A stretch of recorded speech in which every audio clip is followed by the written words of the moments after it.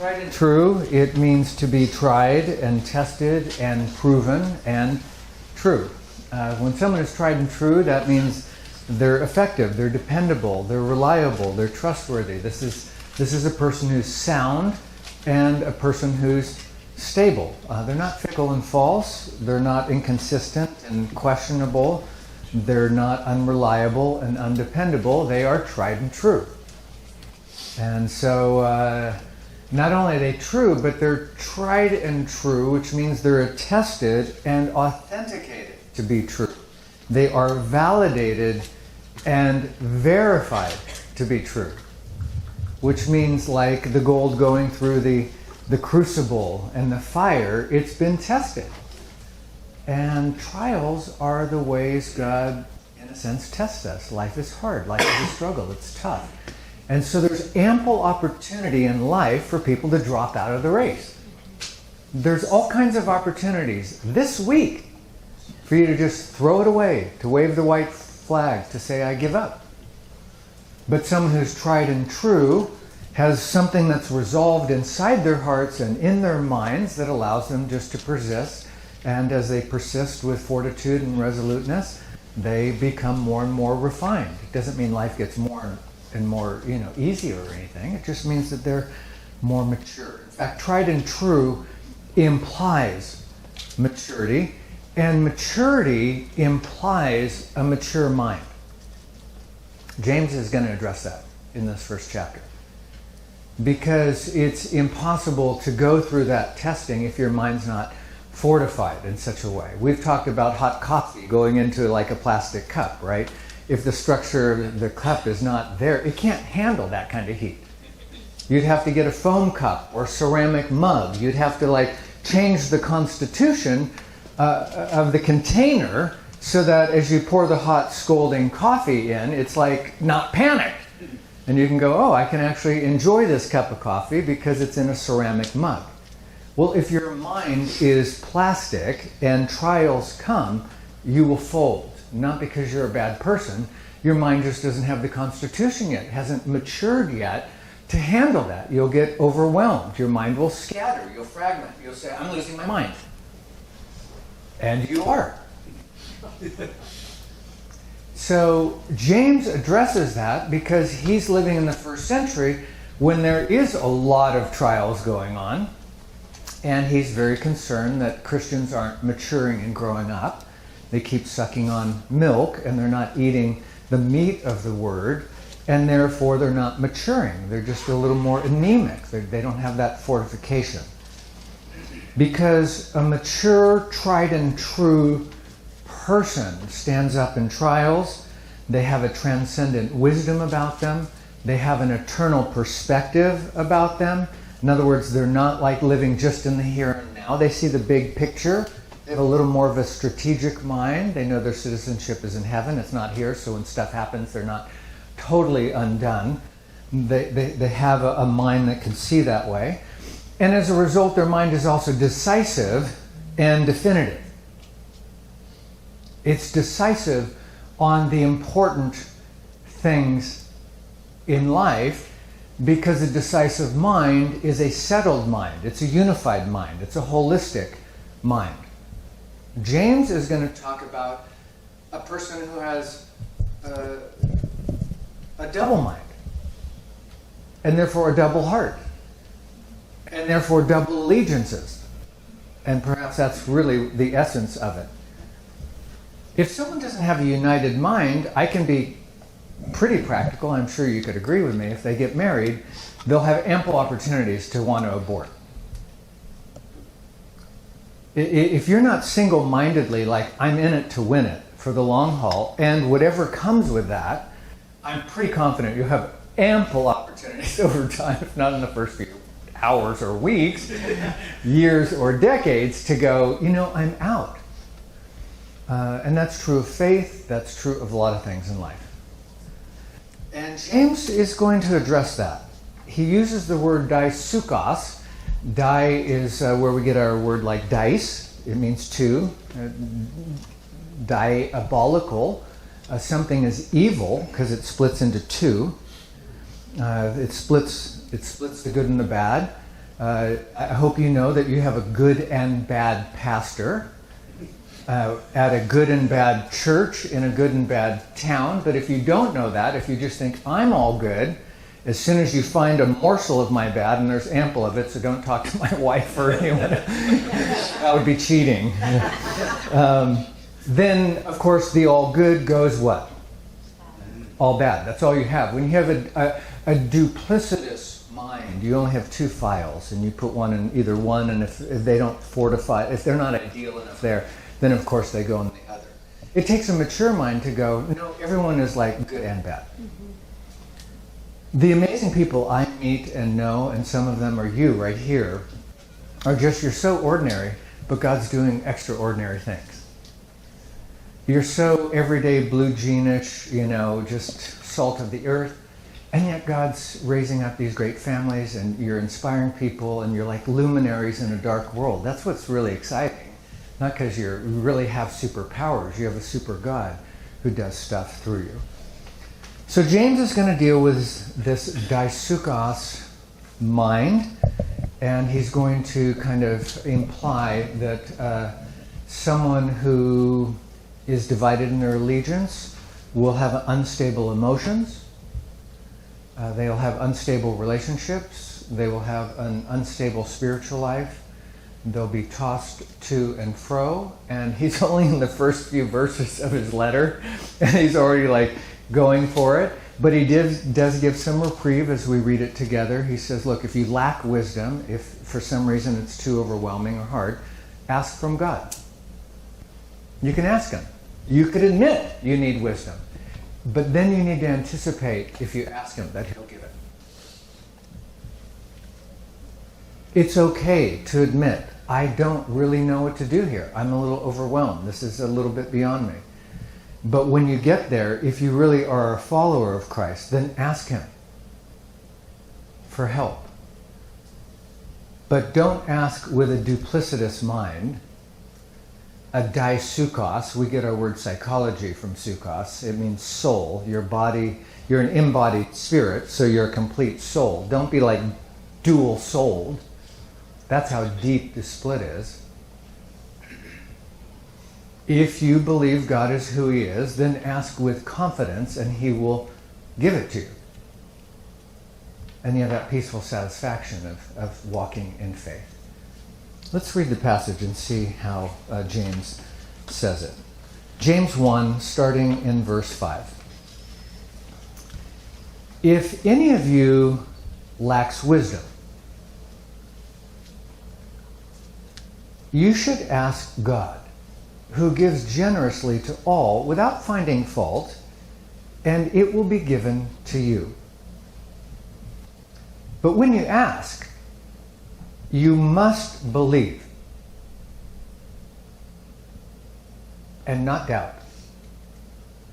Because the one who doubts is like a wave and the surf of the sea, blown and driven and tossed by the wind.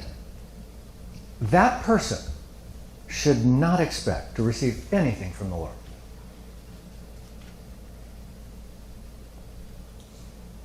Such a person is double-minded and unstable in all they do. Believers, brothers, those of you in humble circumstances ought to take pride in their high position. But the financially rich should take pride in their humiliation, since they will pass away like a wild flower. For the sun will rise, and with it scorching heat will come, and it withers the plants, and its blossoms will fall off, and its beauty will be destroyed. In the same way, the financially rich will fade away, even while they go about their business. Well, I think these verses alone will be sufficient for us this morning. There's a lot packed in there. James is eager for us to have a tried and true faith, which means a mature faith, which means a mature mind, which means single-minded allegiance, so that we're not unstable. He wants us to have a decisive mind. Because indecision, particularly in the midst of persecution or tough times, is very costly. Indecision is costly in lots of areas. It can be costly in dating. It can be costly at work. Making choices about different things. I mean, immediately what comes to my mind is reffing. You know, when I'm on the court doing a college basketball game, indecision is catastrophic. We're not supposed to have a lot of times, like, I'm sorry, I didn't have enough time to make that call, and I really have no opinion about that collision. There's a lot of decisions that need to be made, and they need to be made in a split second, which means the rules have to already be internalized. Case studies have to already have been prepared and talked through on multiple times. Mechanics and signals, all that has to be like second nature. Plus you have to have a lot of life experience, just reffing thousands and thousands and thousands of games where you see the same thing over and over again. Plus you need to know what to frame on the court, where to look, where your focus is supposed to be. You got to get a good angle. You got to do a lot of things so that when that moment comes, you can make the call and sell. James is kind of saying the decision making on a basketball court is based on a lot of preparation, a lot of knowing a lot of things. So when that moment comes, there's not hesitation. You call it and you sell it. He's telling us that in life, you're not going to have time in the moment of betrayal, in the moment of cuckoo-ness, in the moment of disaster, to like decide if you need to build your faith and like get your mind fortified, and you're not going to have time then. The moment of decision has come, and in that moment you have to have done the training. So he's exhorting us to kind of get there. Get a single mind with a single heart, with a single allegiance, like resolve today, if it's not resolved, that God is number one, that He's your first love. That if He says it, you'll do it. When I meet new believers and they pray a prayer, they don't know what's in here. A lot of them don't know a lot of this stuff. I still find stuff like, I didn't know that was in there.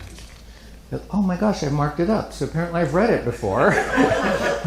But for some reason, it feels very fresh and new. But what I have resolved is if it says it, I'm called to do it, and I will submit to it.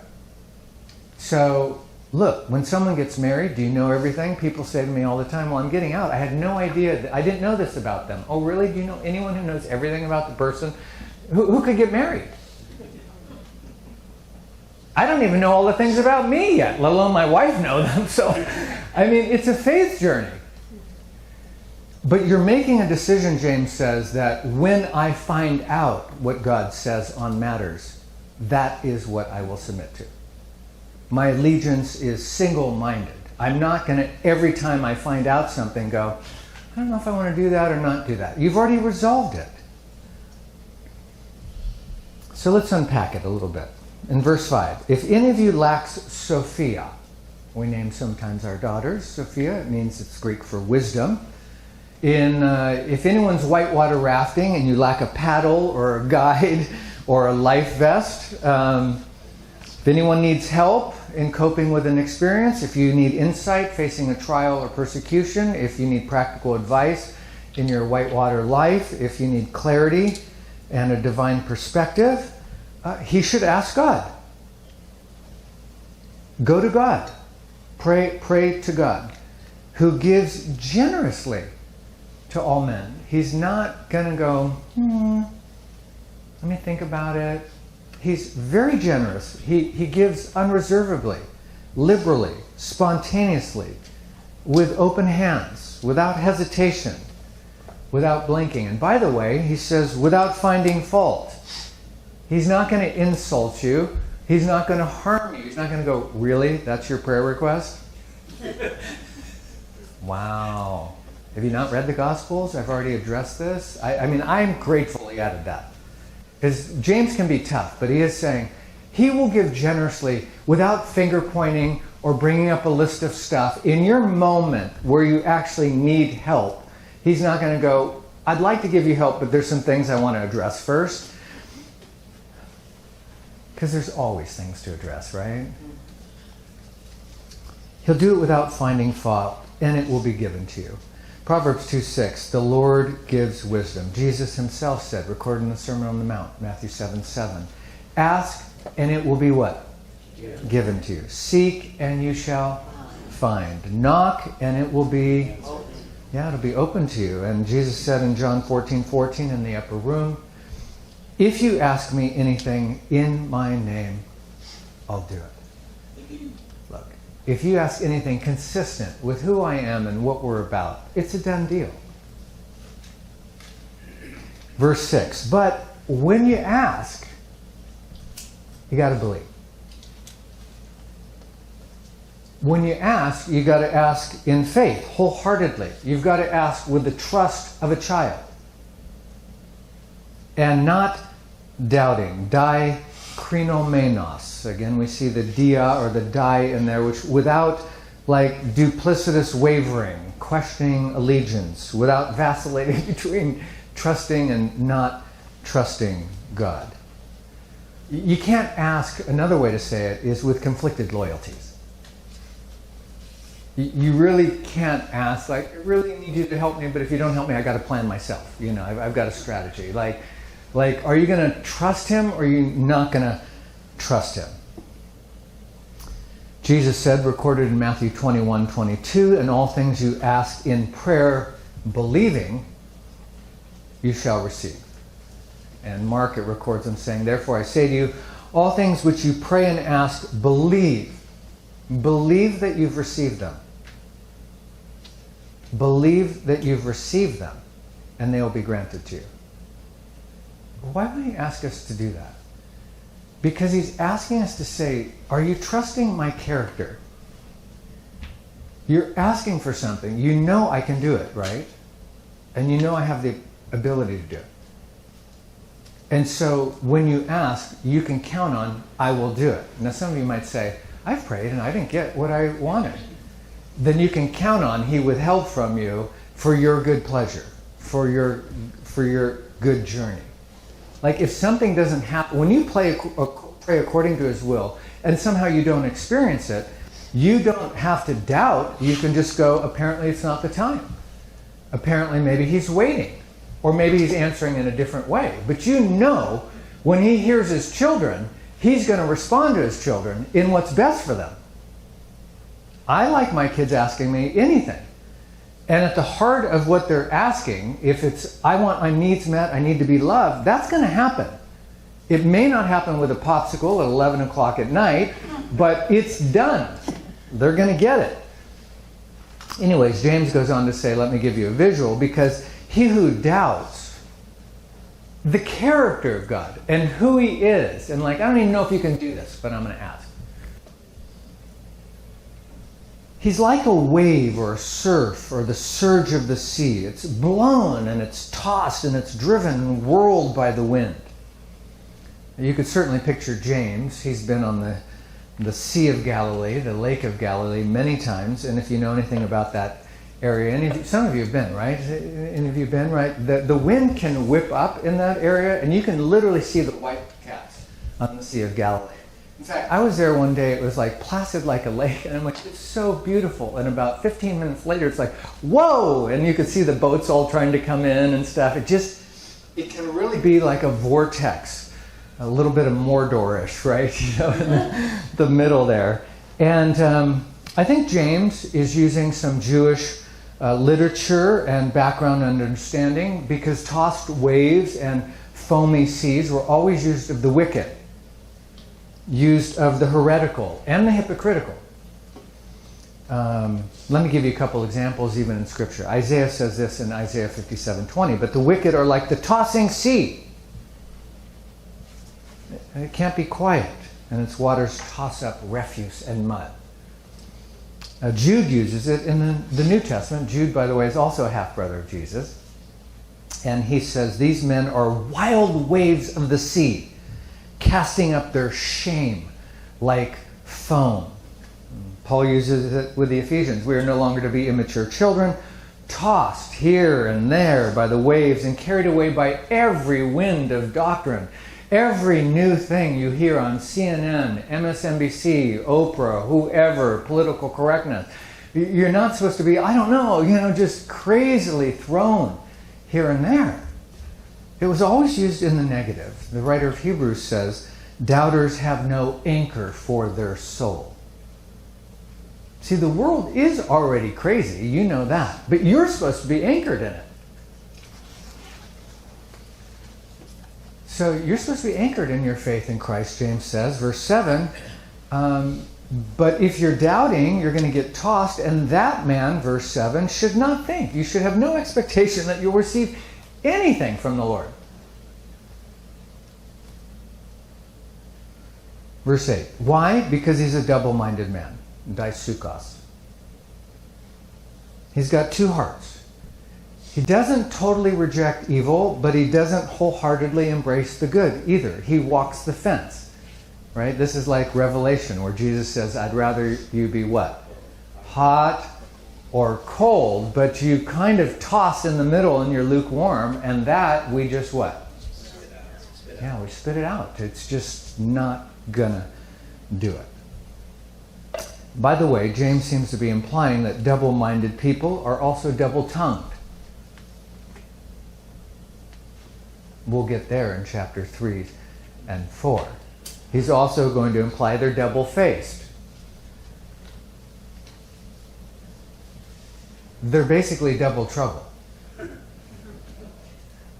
Double-minded people, and you've been with many of them, are like, I don't know who am I with today, but I don't trust them at all. Like, they're being nice today, but they could throw you on the bus, under the bus tomorrow. They're moody. They're indecisive. Moses wrote Deuteronomy 26, and a rabbi commented on that, and he wrote this: when you make your prayer to God, do not have two hearts, one for God and one for something else. I think James is kind of getting at that. We see it in Psalm 12. They speak falsehood to one another with flattering lips, and with a double heart or a double mind they speak. Jesus said it this way, right? You cannot, in the Sermon on the Mount, Matthew 6:33, you cannot serve God and, mammon, money, finances, really anything. But you can't depend on me and then depend on your 401, what is that, a 401k? Is it a K? Apparently I don't have one, so pray for me. You can't count on me and your real estate investments. You can't count on me and you. Like, your heart has to decide, ultimately I depend on God, which means you can get a job and you can save and you can make investments, and there's a lot of wisdom to some of that. But trust me, he's saying, in the end, many people over many centuries have lost their good fortunes. And ultimately, you're not going to be able to count on your stuff to save you. Certainly not in the end. This person, he says, is unstable in all he does. He's torqued, and he totters, and he's twisted. Now, James gives what some call stair-step exhortations. This is a theological way of saying he talks and then shifts, and apparently doesn't feel a lot of need to go, by the way, I'm going to be transitioning, let's go to this, and so he just shifts. And he's going to shift up right now. This first part is about not being double-minded, having full allegiance. If you're tried and true, you're going to have a mature mind that's stable, and you're not going to be all over the place. But now he kind of shifts to finances, which is interesting because it's almost as if he says, you need to depend on me, but if you don't, you'll probably find something like money or riches or something to depend on. There seems to be a little bit of a link. Let's go where he goes and see how he says it. Verse 9. But let the brother in humble, I might add here, financial circumstances. That means the person in low, could be low, unimportant position in life, but it tends to mean more modest financial security. Let him glory, or let him take pride in, or boast in, or rejoice, if you will, in his high position, not financially, not on Wall Street, not in the industry, but in his high position, you might just add in there, with God. The pressures of poverty, particularly in the first century, when you didn't have any social security or unemployment benefits or all the things our culture has done to try to provide some social security, they had no security other than in God. And some of you have been in those places where you're at rock bottom, and in those hard places you start to depend on God more. Your prayer life goes way up. And so we need to remember that. Gosh, there's times where it's like, Lord, if you don't come through, we are doomed. But he does. Because here we are. Somehow we've made it this far. Do you ever marvel at that? Like, how did we get here? There's so many missed cars that almost took me out, and crazy things that happen, and financial ruin, and all kinds of stuff. It's like, but here we are. So let that brother who's kind of not doing well financially, let him boast at least in his high position with God. He's dependent on God. His poverty has forced him to depend on God. But in verse 10 he says, but let the financially rich man glory in his humiliation, his low position, because like flowering grass, he will pass away. Now, to be honest with you, I'm not totally sure if he's talking about a believer or an unbeliever here. If he's talking about a believer, I think he's saying if you're a believer and you happen to be well off financially, don't glory in your wealth, because eventually that'll be gone.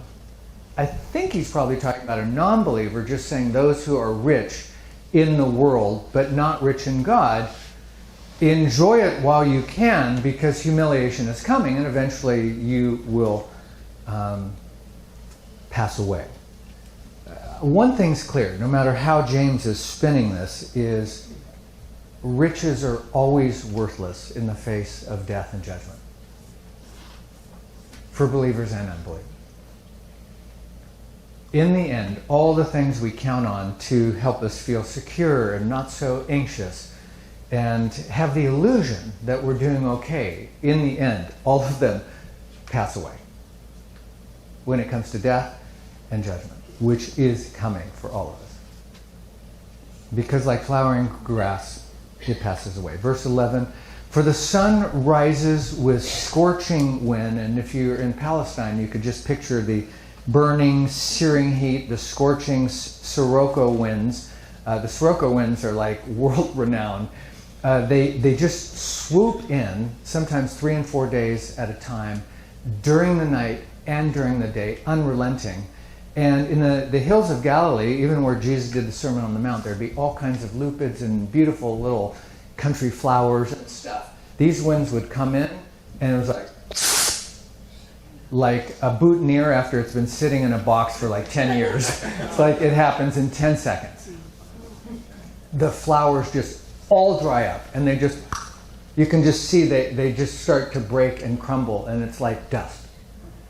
It's shocking. And they were just beautiful and shining and colorful and brilliant, but then just gone. The Sirocco winds just take them out. Here's what one writer says. He kind of captures the Sirocco winds. He says, no one who's lived in Palestine ever forgets the Sirocco as it blows continuously night and day once it's started. The temperature hardly seems to vary. Flowers and herbage wilt and fade, lasting as long as morning glory. Carpeting the hillsides of Galilee in spring, they have a loveliness that belongs only to the past when the hot wind comes. Drooping flowers make fuel, and the field of lupins are here today and they're gone tomorrow. And it's kind of like Southern California. We have that Mediterranean climate. And then of course they have fires too. You could see the visual and the spiritual implications. It's like they're dust. So James seems to be saying the sun will rise and the scorching wind will wither the grass, and its flowers, he says, will fall off, and the beauty of its appearance is destroyed. I mean, it's completely ruined perished, gone. So too the financially rich man, the one who depends on his security and his happiness in wealth or some external thing apart from God, is in the midst of his pursuits. He will fade too. Real caution here. Ralph Martin says, the sun that opens the grain can also blister the browning shoots and turn the flower-filled field into a wilderness in such a short time. Well, those are our verses for today. I think James is trying to say he wants us to have a tried and true faith. To do that, to be attested and authenticated, to be validated and verified, you have to go through a lot of stuff, and when you go through a lot of stuff, you'll see if maturity is there, particularly maturity of the mind, because when this tough stuff happens, you won't be doubting and vacillating and divided, daisukos, therefore tossed to and fro. You trust in God. And when hard times happen, you just anchor down and find ways to get through it, because your loyalty and your allegiance is not divided. That doesn't mean we don't vacillate in life and sometimes go, I don't know what to do. But when it comes to the real things, when I'm on the court and the big calls need to be made, I'm not like, I can't remember the rules, I don't know what I think. It's like, you get your angle, field and focus, you make your call, and you execute. That's fourth quarter. Everyone's screaming in the midst of the battle. Why? Because you know what you're about. You're grounded in your relationship with Christ. You know your identity is resolved. You know you're an heir to the King and an heir to the throne. You're beloved. He's preparing a place for you. That's all resolved. So in those hard moments, you have a single focused mind with an eternal perspective, and you're not indecisive.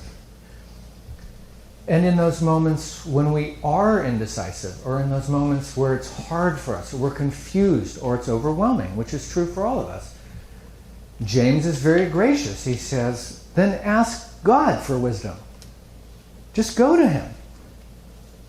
We're all on the journey. You're not there yet, and you're not going to get there. You're here. But in the journey, ask, admit, anticipate. If anyone lacks wisdom, you admit it. If anyone lacks seeing trials and difficulties from God's lens and perspective, ask. He should ask God. But then anticipate that you receive, because if any of you lacks wisdom and he asks God, who gives generously without finding fault, it's going to be given to him. But if you ask not believing but doubting, you're not going to receive, because God gives generously and continually. So today's word is simple. It's this. If any of you lacks wisdom, you should ask God, who gives generously to all without finding fault, and it will be given to you. Trust him. Go to him. He hears you and he cares. But when you ask, you must believe. You must believe he's God, that he's able, that he cares, that he can do it without doubting. Because the one who doubts, that is, doubts the character of God, not because you're not insecure and a little bit neurotic at times, but in those moments you don't doubt God, because the one who does is like a wave who's tossed to and fro. He's blown and tossed by the wind, and that person should not expect to receive anything from the Lord. He's not getting punished because life is hard and he has doubts. He's being withheld from because he doubts God. We don't know how we'll do it, but we know he can. Such a person is double-minded. He says the hesitation exposes that maybe we have two hearts and two minds, and therefore we're unstable. We're going to be unstable emotionally. We're going to be unstable relationally. We're going to be unstable in a lot of very practical ways that you've all experienced and seen. And then he ends out by saying, believers in humble circumstances ought to take pride in the high possession. If you don't have a lot of finances and you find yourself dependent on God, well, take pride in that, because that's a great place to be. But if you should be well off and financially rich, Take pride in their humiliation, since they will pass like a wild flower. He says, be careful. The sun will rise and it scorches the plant and the blossom falls and ultimately it's destroyed. In the same way, the rich will fade away even when they go about their business. In other words, he cautions and says, even if you are well off, don't put your hope in it, because it's not going to last. In the day of judgment, in the day of death, it can't be there for you. But he can. He can. Stay tried and true. Tried and true. Amen?